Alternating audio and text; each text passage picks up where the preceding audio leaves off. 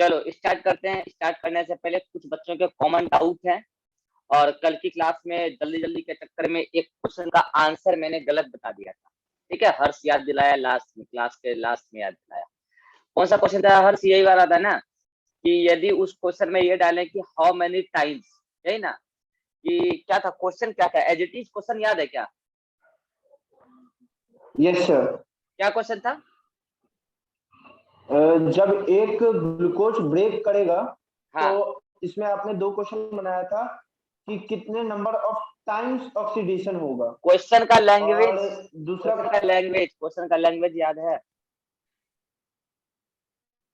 क्योंकि मैं क्वेश्चन सामने ला रहा हूँ। उस वाले क्वेश्चन में जब मैंने 1 से 2 बनाया था, तो उस क्वेश्चन में जो है कि कुछ कॉन्सेप्ट गलत चला गया था। छोड़ो, मुझे याद आ गया कि मैंने ये लिखा था कि ड्यूरिंग ब्रेकडाउन ऑफ, आया क्वेश्चन है, हाँ ये रहा, इन केल्विन साइकिल। केल्विन साइकिल का नहीं था, वो ग्लाइकोलाइसिस का था। वही क्रेब साइकिल का नहीं था, वो ग्लाइकोलाइसिस का क्वेश्चन था। ग्लाइकोलाइसिस वाले बता, मैं बता रहा हूँ ना कि ऐसे था कि ऐसे था फॉर वन विथ रेस्पेक्ट मेरे to pass one glucose. Screenshot है, हाँ बोलो बोलो, स्क्रीनशॉट देख के बोलो क्वेश्चन का लैंग्वेज। बोल रहा हूँ। With respect to breakdown of one glucose, हाँ, oxidation occur at how many steps during Kelvin cycle? One glucose, Oxidation occur at how many steps during Kelvin cycle? How many steps During Kelvin cycle. फिर option भी, option बोल दो एक बार। Option 1 में 5 था, option 2 में 1 था, ऑप्शन 3 में 4 था, ऑप्शन नेक्स्ट वाले में 7 था सर। ऑप्शन 2 में 1 नहीं होगा आई थिंक। हाँ फिर 3 कर दिए थे, हाँ 3 है। ठीक है, अब समझो, इस वाले क्वेश्चन का आंसर सही था। इस वाले में क्या लिखा है? How many steps. Calvin cycle बोला है, तो ग्लाइकोलाइसिस को भी, सॉरी, इसको लिंक रिएक्शन को भी कंसीडर करेंगे और केल्विन साइकिल को भी कंसीडर करेंगे। लिंक रिएक्शन में एक स्टेप पर होता है, केल्विन साइकिल में 3 स्टेप पर होता है एनएडी का, और 1 स्टेप पर होता है एफएडी का। सॉरी, क्रेब साइकिल, केसी मतलब क्रेब साइकिल। ठीक है, अरे केसी का मतलब क्रेब साइकिल। ठीक है, तो इन लिंक रिएक्शन के दौरान 1 और क्रेब साइकिल के दौरान 3 और 1, 3 एनएडी और 1 एफएडी। तो यहाँ पे 3 1 4 1 5, इसके लिए आंसर बिल्कुल सही था। लेकिन जब मैंने क्वेश्चन में यहाँ पर चेंज कर दिया था, इस स्टेप्स को काट के मैंने कर दिया था टाइम्स, हाउ मेनी टाइम्स, तो भी आंसर यही था। अगर क्वेश्चन केल्विन साइकिल का है, अगर क्वेश्चन केल्विन साइकिल का है, तो आंसर यही था, 5 ही होगा। क्योंकि एक बार यहाँ पे एक स्टेप पर, यहाँ पर एक बार अगर एक ग्लूकोज के संदर्भ में बोले तो आंसर फिर इसका डबल हो जाता, क्योंकि कितनी टाइम्स, तो फिर ऑप्शन होता 10, 10 कहीं कहीं होता। ये क्वेश्चन में एरर नहीं था। हर्ष जो बता रहा था किस क्वेश्चन में एरर था, मैं बता रहा हूँ, अब मुझे याद आ गया है। वो ये क्वेश्चन था जिसमें एरर था, बता रहा हूँ। Complete breakdown of glucose. हाँ मैं बता रहा हूँ ना, कंप्लीट ब्रेकडाउन ऑफ ग्लूकोज, बिल्कुल सही बोला है।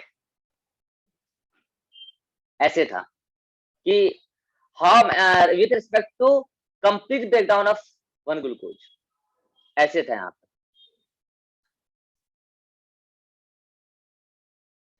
कंप्लीट ब्रेकडाउन ऑफ,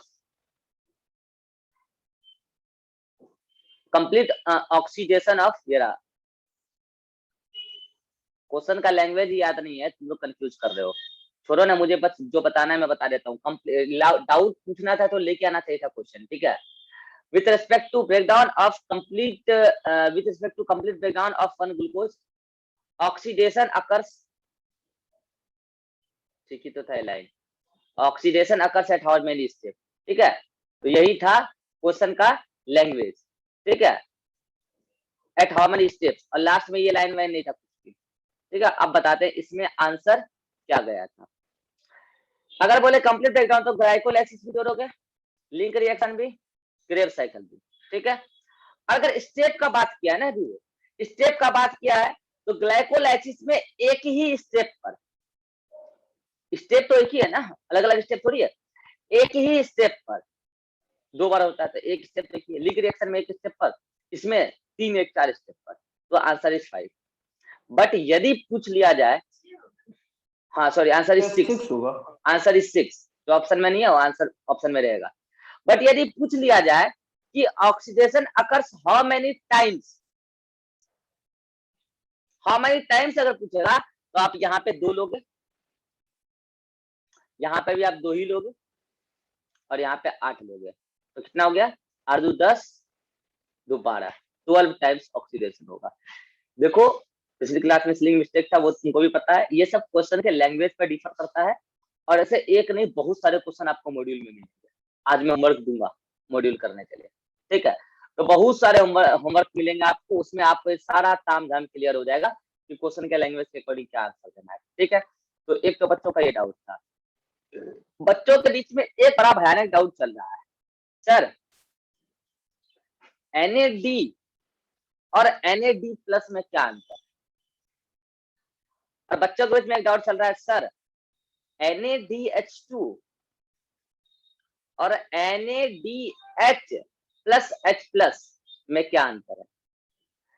बच्चों मैं बताना चाहूंगा आपके लेवल पे दोनों एक ही चीज है, ठीक है, आपके लेवल पे एक ही चीज है, थोड़ा अंतर तो है, आपके लेवल पे एक ही चीज है, ठीक है। आप तो यूं मानो कि जैसे NAD से NADH2 मिलता है वैसे NAD+ से NADH+ मिलता है। देखो यार वो जो NAD+ है ना वही है कोएंजाइम, उससे जब तक इलेक्ट्रॉन की भूख नहीं होगी तब तक वो इलेक्ट्रॉन प्रोटॉन एक्सेप्ट कहां से कर सकता। और प्लस दिख कर लग रहा है कि उसको इलेक्ट्रॉन की भूख है, लेकिन जब इस NAD+ को दिया जाता है क्या, 2 इलेक्ट्रॉन और 2 प्रोटॉन, तो देखना मेरी बात, 2 इलेक्ट्रॉन 2 प्रोटॉन में एक इलेक्ट्रॉन एक प्रोटॉन मिलकर तो सीधे सीधी हाइड्रोजन दिखेगा, उसके बाद एक इलेक्ट्रॉन इसके चार्ज को न्यूट्रलाइज कर देगा तो NADH हो गया, फिर बच जाएगा एक प्रोटॉन। तो इसीलिए आप गौर करना एनसीईआरटी ये लिखता है NADH+H+। अब आप लोगों सर ऑप्शन में ऐसा दोनों लिखा मिल सकता है क्या, ये भी अगर लिखा मिल जाए तो आप इसको मानोगे बेटर, करेक्ट ये है, क्योंकि एक्चुअल में वो NAD नहीं है, NAD हम लोग फ्लो में बोलते हैं NAD यार, ऐसा ही FADST का भी, ऐसे FAD का भी खेल है, फ्लो में FAD ही बोलते हैं, FAD+ नहीं बोलते हैं। लेकिन आप क्या कॉन्सेप्ट क्या है कि इसमें इलेक्ट्रॉन की भूख है ये दिखा रहा है प्लस, और एक इलेक्ट्रॉन की भूख है, एक इलेक्ट्रॉन की डेफिशिएंसी है, तो उसका एक इलेक्ट्रॉन तो इसको न्यूट्रलाइज कर देगा, उसके बाद एक इलेक्ट्रॉन अगर न्यूट्रलाइज कर देगा उसके बाद इसका एक इलेक्ट्रॉन और इसका एक प्रोटॉन मिलकर यहाँ पे H आ जाएगा, तो ये तो न्यूट्रलाइज हो गया कंपाउंड NADH, यही है रिड्यूस्ड कोएंजाइम NADH। और साथ में H+ क्यों दिखाते हैं, क्योंकि एक H+ बच गया ना, क्योंकि देखो ये जो निकलेगा 2 इलेक्ट्रॉन 2 प्रोटॉन एक साथ निकलेगा किसी भी पर्टिकुलर ऑर्गेनिक कंपाउंड का ऑक्सीडेशन से, तो वो H+ उसी की वजह से निकला है, इसको रिड्यूस करने के चक्कर में निकला है, इसलिए इसको साथ में H+ लेके दिखाते हैं। और फिर इसको हम लोग कॉमनली क्या बोलते हैं NADH2, जो कि कहना गलत है क्योंकि फिर NADH2+ कहीं ना कहीं दिखाना पड़ेगा, और वो प्लस NAD के किसी पर्टिकुलर आइटम पर होगा। तो आई थिंक अब सभी, अब वैसे यहाँ अगर किसी ने किसी पर्टिकुलर आइटम पर भूख नहीं होगा तो इलेक्ट्रॉन ले कैसे सकता है वो।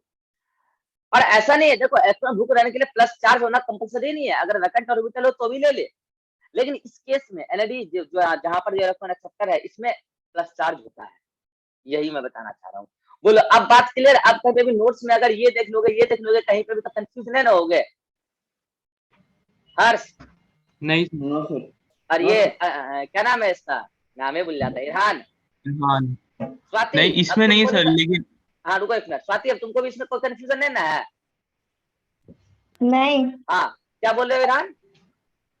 सर और एक जगह हम लोग पढ़ रहे थे कल की ऑक्सीडेशन किस किस स्टेप पे होता है, तो उसमें लास्ट 6 कार्बन ट्रिक वाला था सर, फर्स्ट का 4 कार्बन और लास्ट का 4 कार्बन वाला पे, तो वो तो सर प्रोडक्ट ऑक्सीडाइज्ड प्रोडक्ट ना हुआ वो। अरे बेवकूफ, हम बताए थे ट्रिक में कि कहाँ कहाँ ऑक्सीडेशन होता है, तो ऑक्सीडेशन वहां वहां होता है जहां एज अ प्रोडक्ट, पूरा परोड़े भूकू भूकू भूकू एज अ प्रोडक्ट, जहां पर लास्ट 6 कार्बन कंपाउंड होगा as intermediate, last 6 carbon, first 4 carbon और लास्ट 4 कार्बन, यहाँ पर और भोंकू एज अ प्रोडक्ट। हाँ समझ में आया?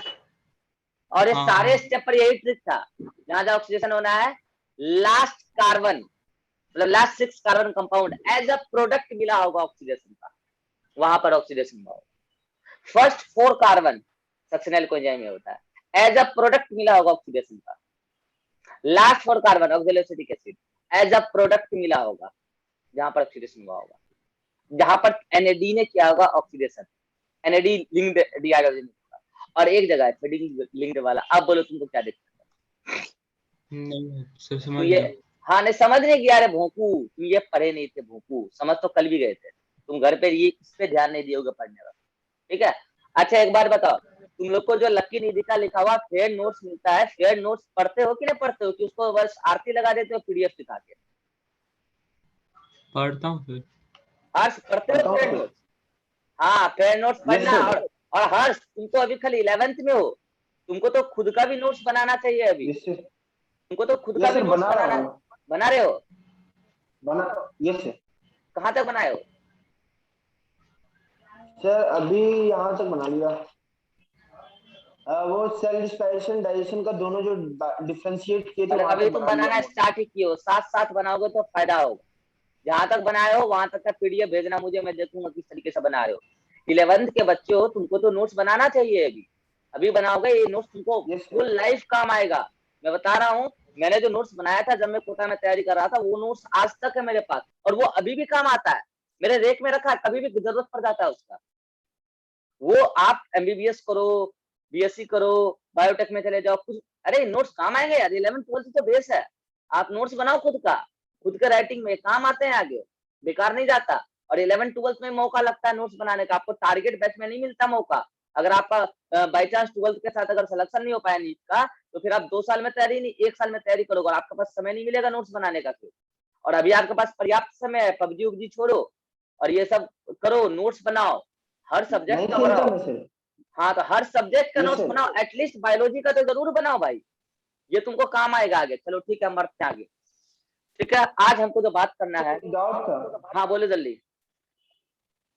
सर, आपने बताया था कल एसिटाइल कोएंजाइम फर्स्ट मेंबर है क्रेब साइकिल का। बिल्कुल। सर लेकिन मैं एस्टेल कोएंजाइम में एनसीईआरटी फर्स्ट पढ़ रहा था मेंबर कल नहीं, नहीं मैं। नहीं नहीं, एस्टेल कोएंजाइम में फर्स्ट मेंबर नहीं, फर्स्ट मेंबर की बात करेंगे क्रेब साइकिल की। फर्स्ट मेंबर तो ऑक्सैलोएसिटिक एसिड, ये बात तो बताया था ईरान का डाउट फिर से लेकर। फर्स्ट मेंबर की बात करेंगे तो ऑक्सैलोएसिटिक एसिड, क्योंकि यहाँ साइकिल लिखा है और साइकिल ऑक्सैलोएसिटिक एसिड से स्टार्ट होता है फिर वहीं पहुंच जाता है। लेकिन जो एस्टाइल सॉरी ऑक्सैलोएसिटिक एसिड से स्टार्ट होता है, ऑक्सैलोएसिटिक एसिड ए पे पहुंच जाता है। लेकिन जो एस्टाइल कोएंजाइम है वहां से वो भी फर्स्ट स्टेप में इन्वॉल्व होता है, लेकिन दोबारा वो रीजनरेट नहीं होता है, फिर नया साइकिल चलाने के लिए नया एस्टाइल कोएंजाइम चाहिए होता है। इसलिए साइकिल में फर्स्ट नंबर की बात करते हैं तो ऑक्सैलोएसिटिक एसिड कहते हैं। लेकिन जब ये कहते हैं कि फर्स्ट स्टेप पे कौन कौन सा सबस्ट्रेट है, तो ये तो दोनों रिएक्ट कर रहा है तो फर्स्ट स्टेप ही है, तो सबस्ट्रेट तो सेम ये भी है और ये यस भी सर। है। अब बोलो तुम्हारा क्या डाउट है? ना सर, क्लियर हो गया डाउट। बस वो नोट्स ढंग से पढ़ने का होता है। आप इस साइकिल में यहाँ पे स्टार्ट लगाओ, क्रेब साइकिल बोला है वो, और साइकिल मतलब जहां से स्टार्ट हो वहां पहुंच जाना, मतलब फर्स्ट मेंबर ऑक्सैलोएसिटिक एसिड है। चलिए आज हम स्टार्ट करते हैं और उस बड़े सवाल को आज हम डील करेंगे। वो सवाल हम आज आपके सामने फिर से रिप्रेजेंट कर देते हैं और अच्छे से रिप्रेजेंट कर देते हैं। मतलब देखिए भाई, फिर से मैं बता रहा हूँ, ये दो सवाल अभी मैं यहाँ से ओरिजिनेट करने जा रहा हूँ। पहली बात तो ये सवाल ही वो लोग समझेंगे जो साइंस को साइंस की तरह सोचते हैं, रखने वाला सब यहाँ खेल नहीं होता। साइंस को साइंस की तरह सोचोगे तो तुमको लगेगा यार बहुत बड़ा सवाल है। दूसरा बात, इसका जवाब तो वो कतई नहीं समझ सकते जो साइंस को साइंस की तरह देखते भी हैं लेकिन कि वो अपना बुद्धि नहीं लगाते। इसलिए आपको साइंस की तरह सोचना भी है अभी और बुद्धि भी अपना लगाना है। सवाल क्या है सुनिएगा, मेरा सीधा सा सवाल है कि हम आपको सिखाए हैं कि हम जो खाते हैं उसी से हम एनर्जी पाते हैं और उसी से हम अपना प्रोटोप्लाज्म बनाते हैं। देखिए एक वर्ड है, मैंने फोटोसिंथेसिस में भी ये बात बताया था, एक वर्ड होता है असिमिलेशन, ठीक है, और एक वर्ड होता है सिंथेसिस, एक वर्ड होता है सिंथेसिस। अगर आप प्रोटोप्लाज्म के फॉर्मेशन के लिए बात कर रहे हैं तो assimilation is more correct, synthesis also true कि प्रोटोप्लाज्म के कंटेंट का सिंथेसिस हो रहा है। असिमिलेशन का मतलब ही अपने आप में ये होता है कि आप किसी ऑर्गेनिक कंपाउंड को एज अ प्रोटोप्लाज्मिक कंस्टिट्यूएंट बना रहे हैं। ये वर्ड का अपने आप में मतलब ही यही है कि असिमिलेशन, अच्छा प्रोटोप्लाज्म का कोई कंटेंट मतलब। अब सिंथेसिस का मतलब तो भाई बहुत मतलब होता है। सिंथेसिस का मतलब एक मतलब तो आपका घर का भी बनना सिंथेसिस कहला सकता है, तो सिंथेसिस का क्या बोलोगे, सिंथेसिस बनना और क्या। लेकिन असिमिलेशन का मतलब ही होता है प्रोटोप्लाज्म का बनना, ठीक है। तो मेरा सीधा सीधी सवाल है कि प्रोटोप्लाज्म असिमिलेशन यानी कि प्रोटोप्लाज्मिक कंस्टिट्यूएंट बनता तब है जब हम खाना खाते हैं। लेकिन मैंने आपको सिखाया था कि हम जो खाते हैं वो अगर कंप्लीटली ऑक्सीडाइज होते हैं तो प्रोटोप्लाज्म कहाँ से बनते हैं, तो फिर आपने कहा था कि सर इंटरमीडिएट से बनते हैं। सही बात है, इंटरमीडिएट से बनते हैं। लेकिन मेरा सवाल है, क्या आपके सेल के अंदर जो प्रोटोप्लाज्मिक कंस्टिट्यूएंट है, ये रहा सेल और उसमें रहा प्रोटोप्लाज्मिक कंस्टिट्यूएंट, उस प्रोटोप्लाज्मिक कंस्टिट्यूएंट में क्या है, कार्बोहाइड्रेट है, फैट है, प्रोटीन है, यही है। अब एक बात बताइए, ये कार्बोहाइड्रेट फैट प्रोटीन कहाँ से आया, जो आपने प्लांट से खाया वो वेजिटेटिव तो सेल के अंदर घुस नहीं सकता। क्यों नहीं घुस सकता आपको पता है, क्योंकि मैक्रोमोलिक्यूल के लिए परमेबल नहीं है। तो फिर इसका मतलब अंदर में बनेगा कार्बोहाइड्रेट फैट प्रोटीन। तो एक बात मैं आपको बताता हूँ, आज एक तंत्र की बात बताता हूँ। वैसे ये बात मैं उसमें क्रेव साइकिल में भी बताया था, लेकिन कुछ बच्चे नहीं थे, सॉरी केल्विन साइकिल में, तो कुछ बच्चे नहीं थे। फोटोसिंथेसिस में सुनिए, दुनिया में कोई भी ऑर्गेनिक कंपाउंड हो, दुनिया में कोई भी ऑर्गेनिक कंपाउंड हो, चाहे वो कार्बोहाइड्रेट हो, चाहे वो फैट हो, चाहे वो प्रोटीन हो, वो बनेगा तब जब होगा रिडक्शन। रिडक्शन मतलब सीएच बॉन्ड का बनना, मतलब CO2 के साथ किसी तरीके से हाइड्रोजन को घुसेड़ दो, सीएच बन जाएगा। और मैं बता दूं, दुनिया का कोई भी ऑर्गेनिक कंपाउंड है, सबका बेसिक स्ट्रक्चर फॉर्मूला यही है। ये बेसिक स्ट्रक्चर फॉर्मूला है, और ये तो तभी बनेगा ना जब इसके साथ हाइड्रोजन जुड़े। तो केल्विन साइकिल में मैंने सिखाया था कि हाइड्रोजन कहां से जुड़ता है, NADPH2 बनता है लाइट रिएक्शन में, वो दे देता है अपना हाइड्रोजन। और मैंने ये भी सिखाया था कि केल्विन साइकिल में जितने भी पॉसिबल शुगर हैं C3 से लेकर C7 तक, एक मैं जस्ट रिकैप कराता हूँ, ये बायोमोलिक्यूल में भी बताऊंगा। शुगर जो होते हैं ऑल पॉसिबल शुगर C3 से लेकर C7 तक के होते हैं, ठीक है। एक बार नाम बता देता हूँ सबका ताकि आप कंफ्यूज ना हो। C3, C4, C5, C6, C7, 3 carbon वाले जो शुगर होते हैं उसको बोलते हैं हम लोग ट्राइओज। 4 कार्बन वाले जो शुगर होते हैं उसको बोलते हैं टेट्रोज, ये बायोमोलिक्यूल में फिर से बताऊंगा। 5 कार्बन वाले जो होते हैं उसको बोलते हैं पेंटोज।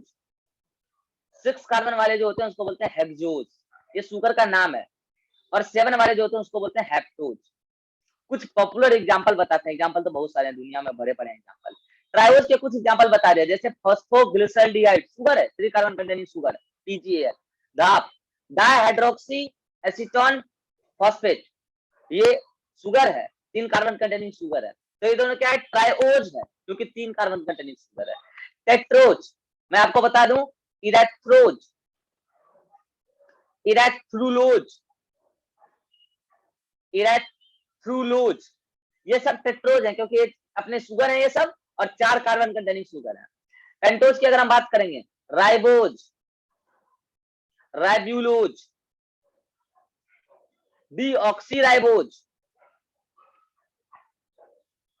ये सब 5 कार्बन कंटेनिंग शुगर है, क्योंकि इसमें 5 कार्बन है। हेक्सोज की हम बात करेंगे, ग्लूकोज, फ्रुक्टोज, ये सब 5 carbon sorry 6 carbon containing sugar है। हेप्टोज की हम बात करेंगे, सीडो हेप्टुलोज, 7 कार्बन कंटेनिंग शुगर है। तो ये शुगर होते हैं, जितने भी पॉसिबल शुगर है वो यहां से लेकर यहां तक है, बस C3 से C7। और मैं आपको बता दूं, जो बच्चे केल्विन साइकिल पढ़े हैं उसको मैंने बताया था कि केल्विन साइकिल हम लोग बहुत डिटेल वाला नहीं पढ़े। बहुत डिटेल वाला अगर पढ़ाएं तो हम आपको ये सारे शुगर बनता हुआ दिखा देंगे। याद कीजिए मैंने बोला था, और मैंने ब्रैकेट में नोट्स में लिखवाया भी था कि केल्विन साइकिल के दौरान ऑल पॉसिबल शुगर बनते हैं, इंटरमीडिएट ट्राइओज भी बनता है, टेट्रोज भी बनता है, PGL तो बनता हुआ देखे ही होंगे आप केल्विन साइकिल में। टेट्रोज भी बनता है, मैंने ब्रैकेट में लिखवाया था, इरेथ्रोज, इरेथ्रोज भी बनता है, मैंने आपको नहीं बताया था इंटरमीडिएट, क्योंकि साइकिल लंबा हो जाता है जो आपके सिलेबस में है। पेंटोज भी बनता है, राइबोज शुगर भी बनता है, ग्लूकोज चक्कर बनता है, सूडो हेप्टलोज भी बनता है बीच में इंटरमीडिएट। तो केल्विन साइकिल में ऑल पॉसिबल शुगर बनते हैं। बच्चों मैं आपको बता देना चाहूंगा, ये तो जितने आप ऑल पॉसिबल शुगर देख रहे हो ना, इसी ऑल पॉसिबल शुगर जो भी बने, इसी का रिडक्शन कराकर,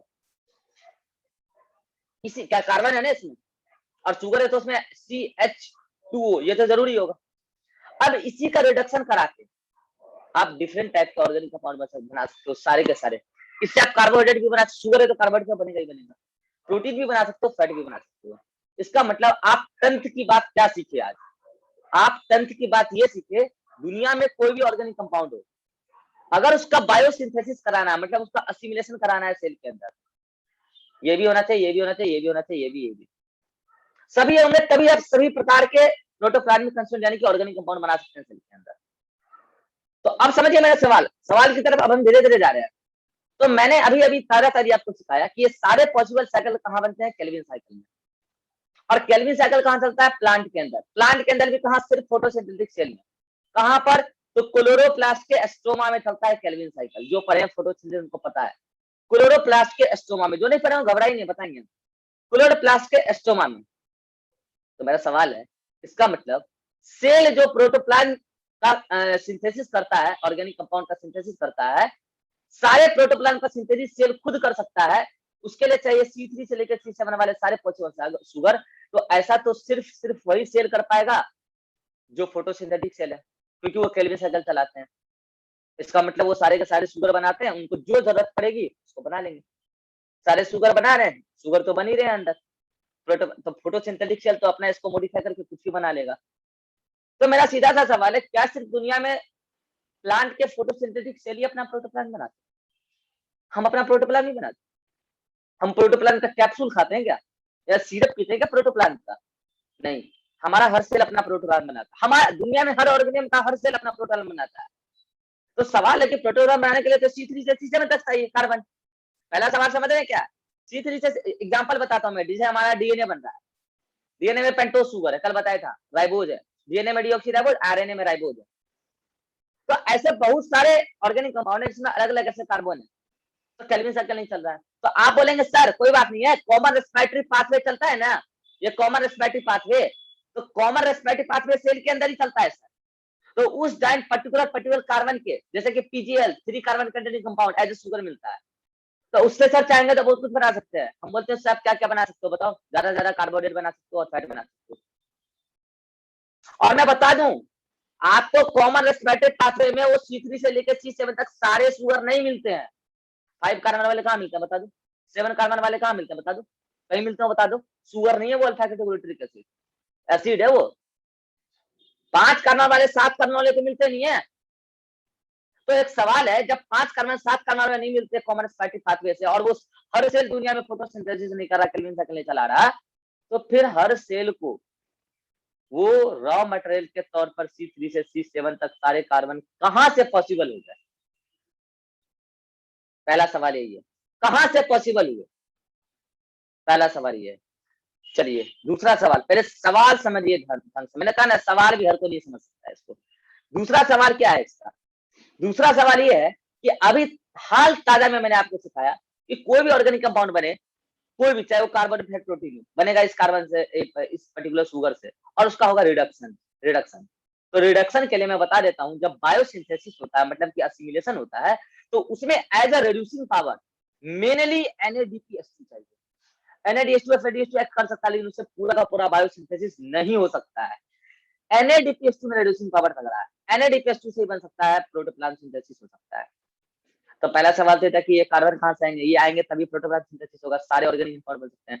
दूसरा, आ भी गए, जहां से आएंगे आ भी गए, तो फिर उसको रिड्यूस करने वाले रिड्यूसिंग पावर NADPH2 कहां से आएगा? तो आप बोलोगे सर फोटोसिंथेसिस से आएगा। तो फोटोसिंथेसिस फोटोसिंथेटिक सेल में होता है, जहां पर कि लाइट रिएक्शन में फोटो सिस्टम के प्रेजेंस में NADPH2 बनता है, तो वो तो सिर्फ वहां पर बनता है। और मैं बता दूं, सेल मेम्ब्रेन इस रेड्यूस कोएंजाइम के लिए परमिएबल नहीं होती है। फोटोसिंथेटिक सेल से फिर कहीं और नहीं जा सकती है, बन गई तो वहीं पे यूटिलाइज होना है।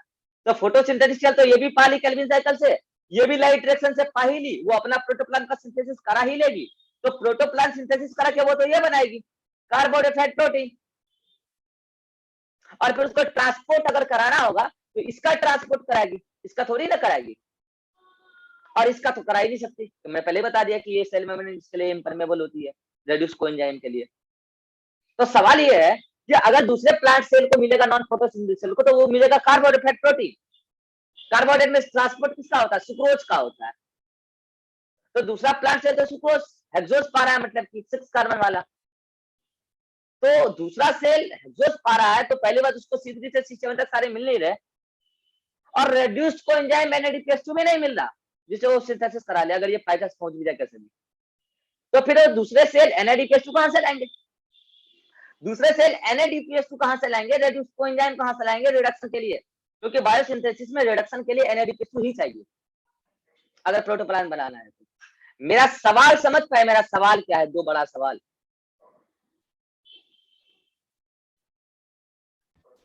Yes sir. हर्ष मेरा क्वेश्चन समझ पाए? Yes sir. अच्छा स्वाति मेरा सर। क्वेश्चन समझ गया हम क्या पूछना चाह रहे हैं? हाँ हाँ क्या बोल रहे हो इरहान, बोलो। दूसरा वाला जो NADPH2 बना कहीं पे, उसको दूसरी तरफ क्यों ट्रांसपोर्ट कराएंगे? अरे NADPH2 कहाँ ट्रांसपोर्ट हो रहा है यार? मैंने कहा कि शुगर ट्रांसपोर्ट हो रहा है। मैंने तो अभी कहा कि NADPH2 हाँ सेल मेम्ब्रेन इम्परमिएबल है, वो ट्रांसपोर्ट नहीं होगा। क्यों, तुम ट्रांसपोर्ट इन प्लांट नहीं हाँ पढ़े क्या? सुक्रोज का ट्रांसपोर्ट होता नहीं पढ़ा है क्या? वही, हाँ वही मैं सोचा था। तो ध्यान से सुनोगे तब ना।